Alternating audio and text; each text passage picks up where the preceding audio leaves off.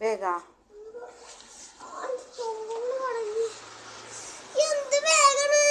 എന്താ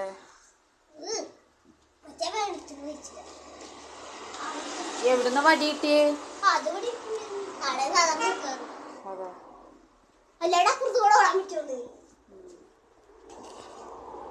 എങ്ങനെ ഉണ്ടായിരുന്നു എക്സാം? ഈസി ആയിരുന്നു. ഫുള്ള് മറ്റേ അയച്ചാലും ഇല്ല. അതും കുറച്ച് വലുതല്ലേ, അതിന്റെ അപ്പുറത്ത് ചെറുതായിരുന്നു. അതൊക്കെ അറിയണ ഹന്നക്ക് സദ്യ ഇഷ്ടണ്ടാ? ഇഷ്ടല്ല.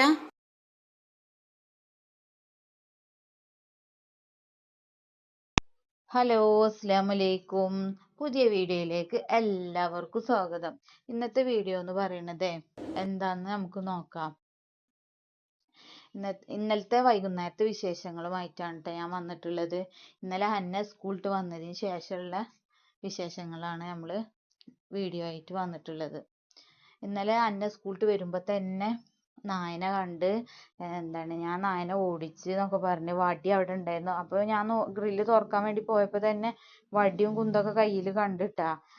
അപ്പോൾ അങ്ങനെ പറഞ്ഞപ്പോൾ ഒന്ന് ടെൻഷനായിട്ടാ.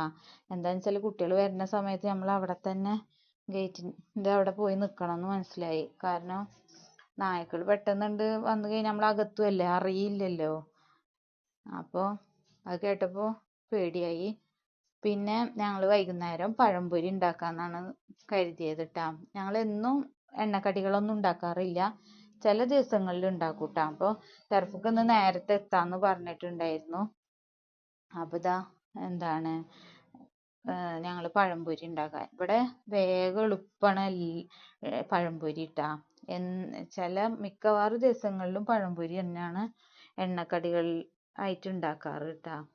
അപ്പോൾ ഞങ്ങൾ വേഗം തന്നെ പഴമൊക്കെ പൊരിച്ച് സെറ്റാക്കുകയാണ് കേട്ടോ. പിന്നെ ശർക്കര ചായ ഇവിടെ ഷർഫുക്കാണെങ്കിലും ഉമ്മാക്കാണെങ്കിലും ഷുഗറിൻ്റെ പ്രശ്നമുള്ള കാരണം ശർക്കരയാണ് കൂടുതൽ യൂസ് ചെയ്യുന്നത് കേട്ടോ.